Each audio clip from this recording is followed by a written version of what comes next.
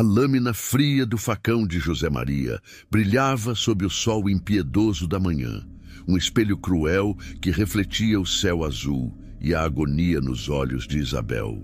Aos seus pés, sobre uma mesa rústica de madeira, seu filho, um pequeno ser de pele clara e traços finos, respirava com dificuldade. O choro fraco da criança era uma agulha, perfurando o silêncio pesado que caíra sobre o terreiro da fazenda Santa Clara. 43 escravos, perfilados como estátuas de dor, prendiam a respiração, seus corações batendo um tambor fúnebre. Isabel, acorrentada e fraca, sentiu o gosto de terra e desespero na boca. Aquele brilho na lâmina era o fim, o ponto final de uma história que mal começara, a vingança de uma senhora que via naquele bebê a prova viva da sua própria desonra. Comente a sua cidade e a hora exata que você está assistindo a isso.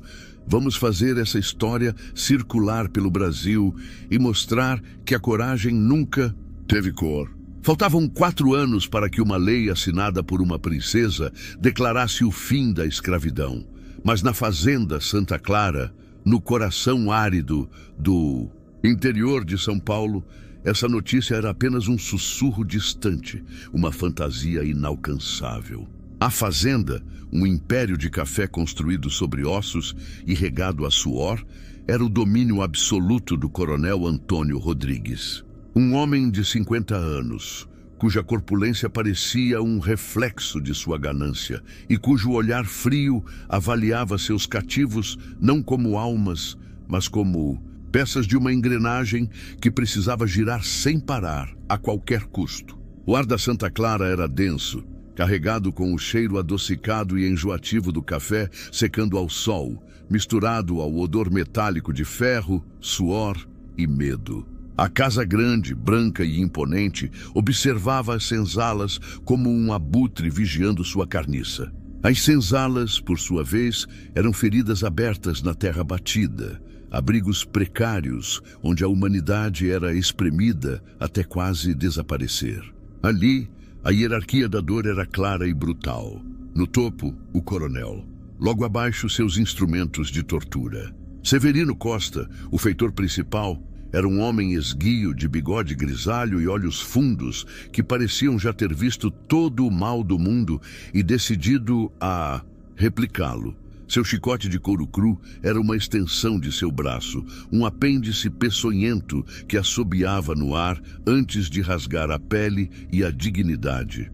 Havia também José Maria dos Santos, o capataz. Jovem, ambicioso e sedento por aprovação, ele compensava sua falta de status com um excesso de brutalidade, especialmente contra as mulheres, como se cada ato de violência fosse um degrau na escada de poder que ele tanto almejava subir. A esposa do coronel era uma figura de dualidade assustadora. Aos domingos, na capela, era a imagem da piedade, com seu rosário entre os dedos e os lábios murmurando preces. De segunda a sábado, contudo, sua crueldade era uma arte refinada. Ela não precisava do chicote de Severino. Suas armas eram a humilhação, o desprezo e uma imaginação perversa para idealizar punições que quebravam o espírito muito antes de ferirem o corpo. Seus olhos castanhos não refletiam apenas a submissão esperada, mas uma inteligência faiscante que incomodava profundamente seus senhores. Era bela, de uma beleza que não pedia licença, e isso, na Santa Clara, era uma maldição. Nascida e criada na fazenda, filha de Benedita, uma das escravas mais antigas e respeitadas, Isabel aprendeu desde cedo a observar, a decifrar os silêncios, a ler as fraquezas nos olhares de quem a possuía. Anos antes, um homem livre que passara pela fazenda, apaixonado por sua mãe, ensinou-lhe a ler. As letras, para Isabel, eram mais do que símbolos, eram chaves. Com elas, ela decifrava trechos de cartas esquecidas sobre as mesas da Casa Grande, compreendia as conversas sussurradas sobre abolicionismo e preços de escravos, e construía em sua mente um mapa do mundo para além das cercas daquela prisão. A leitura a mantinha sã, alimentava uma chama de esperança que a brutalidade diária tentava apagar. Mas a mesma beleza que atraía olhares de admiração dos outros cativos despertou os piores instintos do coronel Antônio. Por meses, ele a tomou para si, em silêncio, na escuridão dos depósitos ou nos cantos esquecidos da propriedade. Cada abuso era um golpe que a desumanizava, que a transformava em um objeto, uma propriedade a ser usada e descartada. Isabel aprendeu a dissociar, a enviar sua mente para longe, para o mundo das palavras e das histórias que lia, enquanto seu corpo era violado. Quando os primeiros sinais da gravidez surgiram, o pânico a dominou. Ela tentou esconder, usando roupas mais largas, curvando o corpo, mas a vida que crescia em seu ventre era teimosa. Era o filho de seu algoz, uma semente plantada pela violência. Benedita, sua mãe, percebeu antes de todos. Seus olhos sábios viram a mudança no corpo da filha e a nova sombra de terror em seu olhar. Temos que ter cuidado, minha filha, ela sussurrava à noite, enquanto massageava suas costas doloridas. O mundo não é gentil com frutos de tempestade. Os sussurros na senzala se misturavam à tensão na casa grande. Dona Carmela observava Isabel com um desprezo cortante, seus olhos se estreitando a cada dia, calculando, esperando. Ela sabia, assim como todos, de quem era a culpa, mas em sua mente distorcida, a vítima sempre carregava o fardo do pecado. O bebê nasceu em uma madrugada fria de inverno. O parto foi difícil, assistido por Benedita e outras duas mulheres na penumbra da senzala, ao som do vento que uivava lá fora. Quando a criança finalmente veio ao mundo, um silêncio chocado preencheu o pequeno cômodo. O menino era pálido, seus cabelos finos e claros, os traços delicados inconfundivelmente semelhantes aos do coronel Antônio Rodrigues. Isabel olhou para o rosto do filho e soube, com uma certeza que gelou sua alma, que o pesadelo estava apenas começando. A cor da pele daquela criança não era uma bênção, era uma sentença. Era a prova visível, irrefutável, do crime que seu senhor cometera. Não demorou para que a notícia chegasse à casa grande. Foi a própria Dona Carmela quem exigiu ver a criança. Ela entrou na senzala com a altivez de uma rainha, inspecionando seus domínios mais sujos. Ao ver o bebê nos braços de Isabel, seu rosto se contorceu em uma máscara de fúria e humilhação. Seus gritos ecoaram pela fazenda. Não eram gritos de raiva contra o marido, mas de ódio contra a mulher que ousara expor sua vergonha. Essa negra pariu o bastardo do meu marido, berrava, o veneno escorrendo de cada palavra. Para Dona Carmela, aquela criança não era um inocente. Era a materialização da traição, um monumento à sua própria desonra diante da sociedade, a prova de que seu marido buscava em uma escrava o que não encontrava mais nela. Sua vingança precisava ser tão grandiosa quanto sua humilhação. E foi em sua mente cruel e calculista que a punição mais perversa tomou forma. Ela não queria apenas se livrar de Isabel e da criança. Ela queria que a dor fosse exemplar, que a agonia fosse uma obra de arte da crueldade. Encontrou a maneira perfeita de se vingar de Isabel por existir e do coronel por sua fraqueza. O coronel, ao seu lado, parecia um cão acuado, envergonhado demais para contestar a fúria da esposa. Com a voz fria e teatral, Dona Carmela anunciou a sentença. Esta escrava Isabel, que ousou seduzir o senhor desta casa e trazer ao mundo a prova de seu pecado, será punida. E a sua cria, este bastardo, servirá de exemplo. Ela fez uma pausa, saboreando o terror nos olhos dos escravos. Durante 3 dias, ela ficará acorrentada e será forçada a ver seu filho definhar, sem poder tocá-lo, sem poder amamentá-lo. Ao fim do 3º dia, para que a desonra seja lavada desta casa para sempre, ela presenciará a execução de seu próprio filho. Depois, será vendida para os cafezais mais distantes de Minas, onde nunca mais verá a luz do dia. A sentença de Dona Carmela era absoluta. Ela não estava apenas punindo uma escrava, estava declarando guerra, usando o corpo de uma criança inocente para reafirmar seu poder e lavar sua honra com sangue. Naquele momento, no terreiro da fazenda Santa Clara, a semente de uma revolta silenciosa começou a germinar no solo seco da opressão. Começou a tortura. Isabel foi arrastada para o centro do terreiro e acorrentada a um tronco de aroeira que servia para as punições. Dali, ela tinha uma visão clara da entrada da senzala, onde seu filho fora colocado num cesto de palha, perto o suficiente para que seus lamentos chegassem até ela, mas longe demais para que pudesse oferecer qualquer consolo. As outras escravas foram proibidas de se aproximar do bebê sob a ameaça de chibatadas. A ordem de Dona Carmela era clara. A criança deveria sentir o abandono e a mãe a impotência. O choro do recém-nascido era constante, um som agudo e desesperado que ecoava pela fazenda. Isabel lutava contra as correntes, os pulsos sangrando, gritando o nome do filho, implorando por uma misericórdia que sabia não existir. À noite, o choro se tornou mais fraco, mais intermitente, e cada pausa no lamento era um novo tipo de terror para Isabel. O silêncio era pior que o pranto. Significava que a força de seu filho se esvaía. Sua mente viajava entre a realidade cruel e delírios febris. Em seus devaneios, ela estava livre, correndo por um campo verde com seu filho nos braços. Acordava com o som do choro, agora um gemido rouco e baixo, e a visão de José Maria chutando o cesto com a ponta da bota, um sorriso sádico no rosto. O sol a castigava, a sede rachava seus lábios, mas nada doía mais do que a trilha sonora da morte lenta de seu filho. O que os senhores da Casa Grande, em sua arrogância, não perceberam foi que cada gemido daquela criança não era apenas uma tortura para Isabel. Era um estopim sendo aceso no coração de cada um dos 43 cativos da fazenda Santa Clara. A crueldade daquela sentença havia ultrapassado um limite. Não era mais sobre disciplina ou punição. Era um espetáculo de desumanidade tão profundo que quebrou as correntes internas do medo que os aprisionavam há gerações. Seu rosto, normalmente sereno e resignado, tornou-se uma máscara de granito. Na calada da noite, enquanto a fazenda dormia, ela se movia como uma sombra entre as esteiras da senzala. Não eram necessárias muitas palavras. Um toque no ombro, um olhar firme, um sussurro. Chega.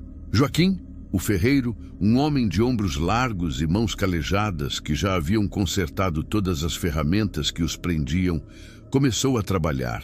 Até mais tarde. O som de sua bigorna ecoava diferente na noite. O ritmo era o mesmo, mas a intenção era outra. As foices ganhavam um fio mais letal, os machados eram balanceados para golpes rápidos e as pontas das enxadas eram afiadas como lanças. Ele não fabricava mais ferramentas de trabalho, forjava instrumentos de libertação. Na cozinha da Casa Grande, o domínio de Maria das Dores, uma mulher que todos julgavam dócil, o plano ganhava outra dimensão. Ela, que conhecia cada corredor, cada porta, cada hábito dos patrões, começou a desviar facas de cortar carne, espetos de assar e a guardar a água fervente dos caldeirões. Seus movimentos eram discretos, sua expressão impassível. Ela observava Severino engolir a comida que ela preparava e imaginava o dia em que ele engoliria a justiça. A revolta se tecia nos pequenos gestos. Um jovem que antes corria para entregar um recado, agora diminuía o passo para ouvir conversas. Uma lavadeira que esfregava roupas no rio, mapeava as melhores rotas de fuga para a mata. Até as crianças foram instruídas, com o olhar, a vigiar os movimentos do capataz e a relatar tudo. A fazenda Santa Clara se transformou em um organismo único, pulsando com um segredo perigoso, unido pela certeza de que a morte em luta era preferível a mais um dia de vida sob aquele regime. Dona Carmela desceu ao terreiro, elegante em seu vestido escuro, e anunciou com um sorriso satisfeito: amanhã, para garantir que a justiça seja Feita contra os que desonram esta família, eu mesma supervisionarei a execução. Quero ver com meus próprios olhos a mancha deste bastardo ser apagada da minha casa. Eles compreenderam a profundidade da covardia de Dona Carmela. Ela usava o corpo de um bebê inocente não para punir um adultério, mas para humilhar o próprio marido, para encenar um teatro de poder doentio. Aquela criança era apenas um peão em seu jogo de vingança pessoal. Naquela noite, 43 almas se reuniram na parte mais escura da senzala. O choro do bebê já quase não era ouvido. Joaquim segurava um machado recém-afiado. Benedita, com os olhos vermelhos, mas a voz firme, deu as últimas instruções. Não haveria hesitação. Não haveria recuo. Ao primeiro sinal, todos agiriam como um só corpo, uma só fúria. Eles juraram em silêncio, um pacto selado não com palavras, mas com a dor compartilhada de uma vida inteira de opressão. A manhã do terceiro dia nasceu límpida e cruel.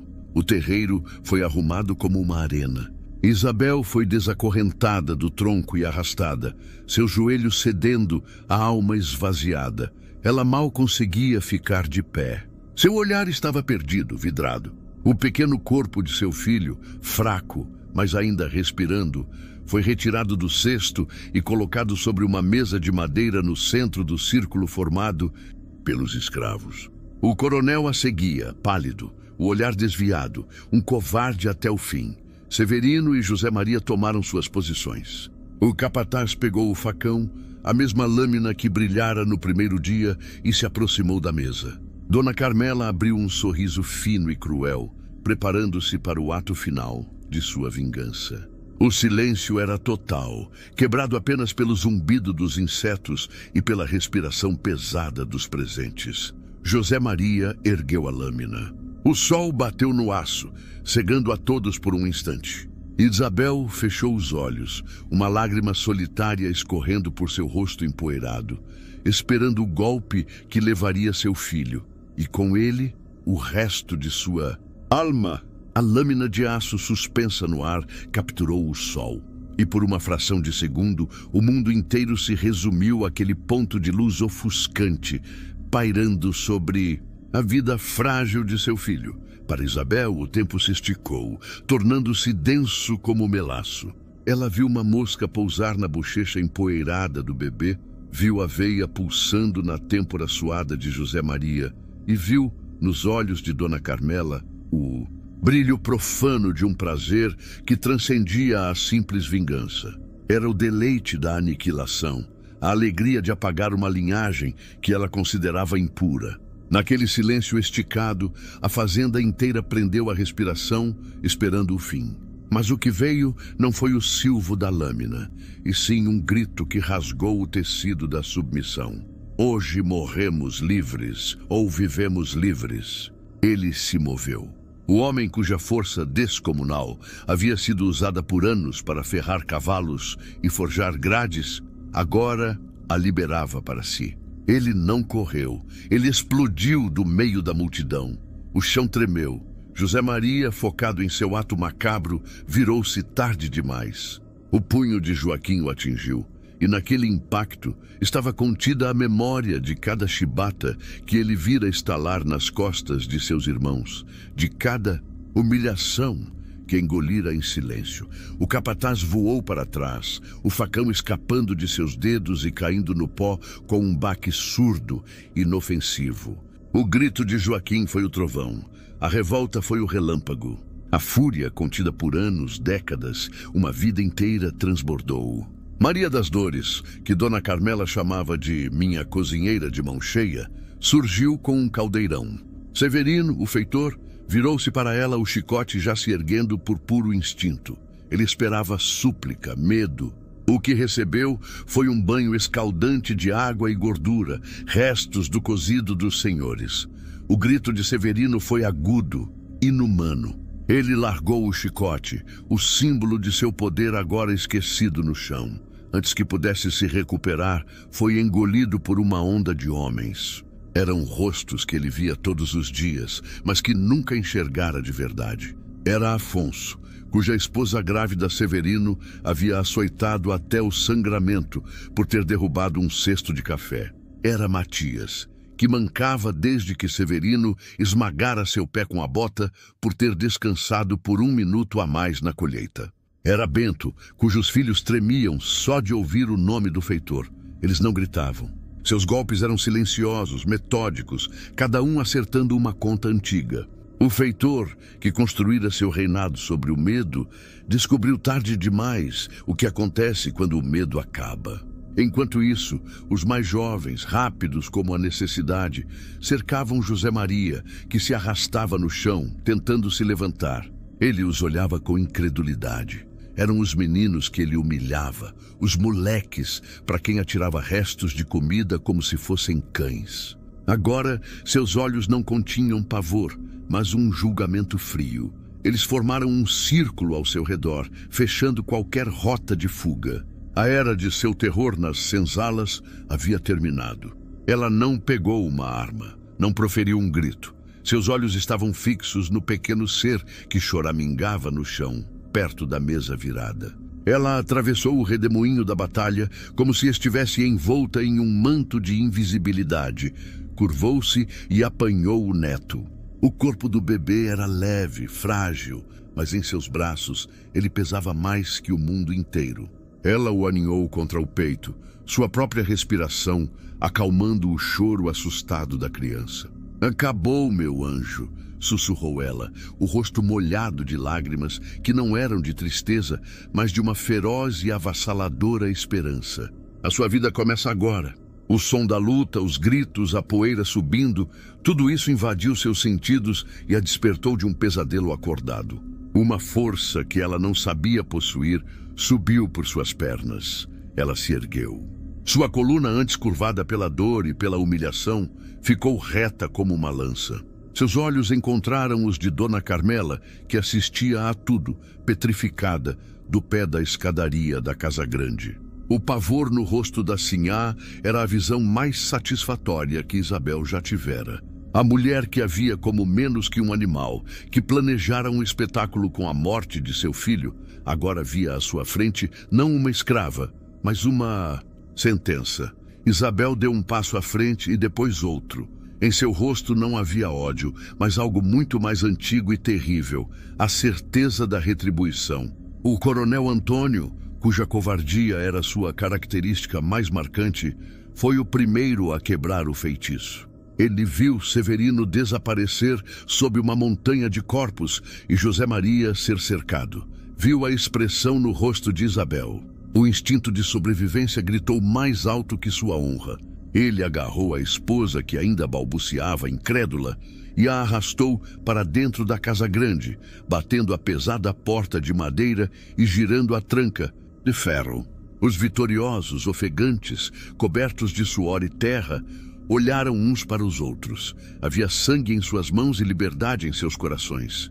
Um silêncio profundo caiu, quebrado apenas pelo choro do bebê, agora um som de triunfo. Haviam vencido.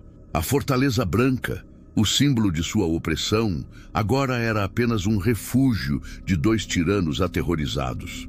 Joaquim deixou o corpo inerte de José Maria e caminhou, seus passos pesados marcando o ritmo de uma marcha fúnebre. Ele parou diante de um cepo onde um machado de lenhador estava cravado.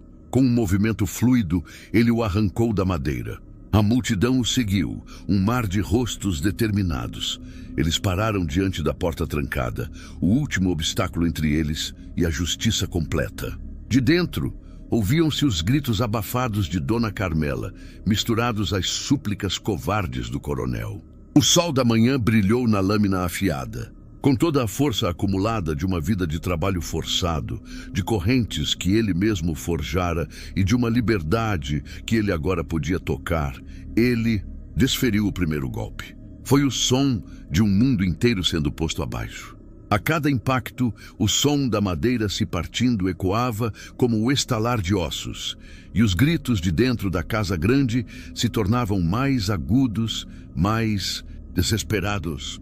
A porta, feita da mais resistente aroeira para manter o mundo do lado de fora, Não foi projetada para conter um mundo de fúria que vinha de dentro de seus próprios muros. Outros homens se juntaram a Joaquim, usando as pontas de suas enxadas como alavancas. A madeira gemeu, as dobradiças de ferro protestaram e, com um estrondo final, a porta cedeu. Eles entraram não como uma turba desordenada, mas com a disciplina sombria de um exército. A sala principal, antes um lugar de opulência e medo, com seus móveis escuros e retratos severos, agora era o palco final do acerto de contas. Encolhidos perto da lareira, o coronel Antônio e Dona Carmela pareciam figuras patéticas. O coronel tentava carregar uma espingarda, as mãos tremendo tanto que a pólvora se espalhava pelo chão. Dona Carmela, o vestido de seda agora sujo e amassado, agarrava-se a ele, o rosto uma máscara de terror. O poder que eles exerciam não estava em suas mãos, mas nos olhos de quem os via. E pela primeira vez, os olhos que os encaravam não continham medo, continham apenas justiça. O coronel ergueu a espingarda, mas antes que pudesse apontar, Joaquim avançou e, com um único movimento, arrancou a arma de suas mãos e a quebrou, contra o joelho como se fosse um graveto. Suas armas acabaram, coronel, disse ele, a voz baixa e ressonante. Os outros homens o cercaram, seus rostos um mosaico de todas as injustiças que sofreram. Cada um deles representava uma família separada, uma promessa quebrada, uma vida ceifada pelo trabalho exaustivo. A justiça deles para com o coronel foi a justiça do campo, silenciosa, eficiente e definitiva. Ele caiu sem honra no chão polido de sua própria casa, diante dos homens que ele considerava sua propriedade. As mulheres avançaram, formando um círculo ao redor dela. Maria das Dores, Benedita e finalmente Isabel, que entrara na casa com seu filho seguro nos braços de sua mãe. Dona Carmela olhou para Isabel, os olhos injetados de ódio e pavor. Sua negra imunda, ela sibilou. Você destruiu minha casa. Você tentou apagar meu filho do mundo para limpar sua honra. Agora você vai aprender o que é não ter nada. A justiça das mulheres não foi feita com lâminas ou golpes.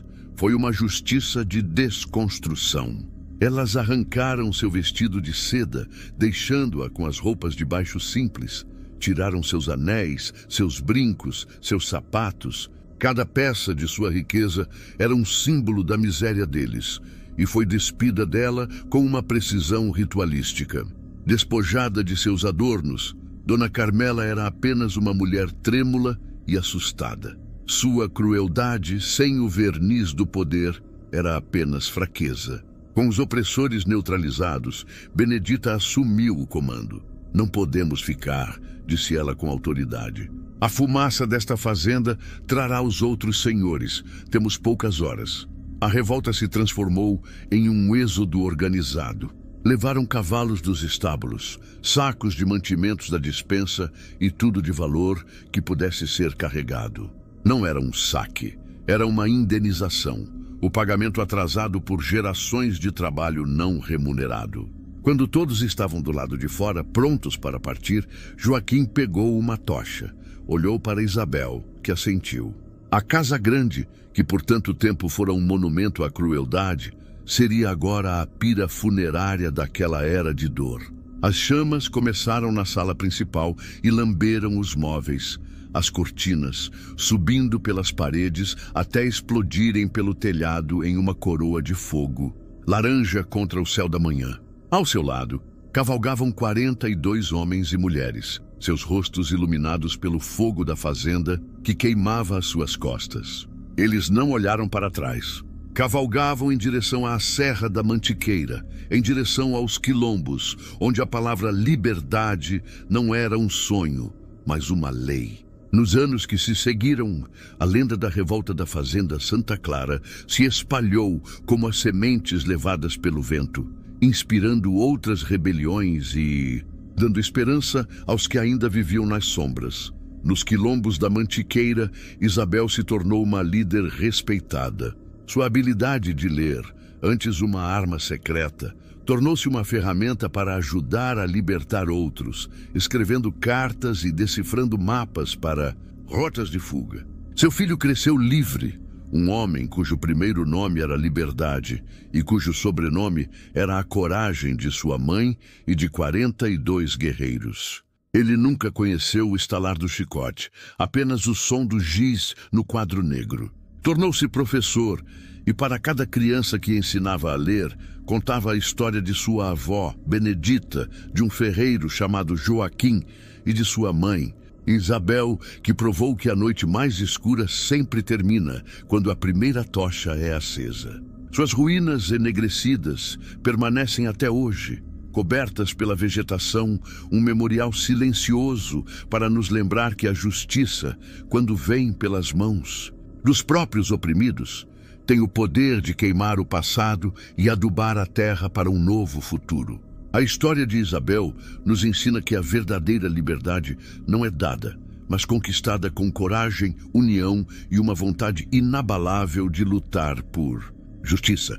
Se você acredita na força de quem se recusa a ser vítima e quer mergulhar em mais histórias de resistência que moldaram nosso país, inscreva-se agora no nosso canal.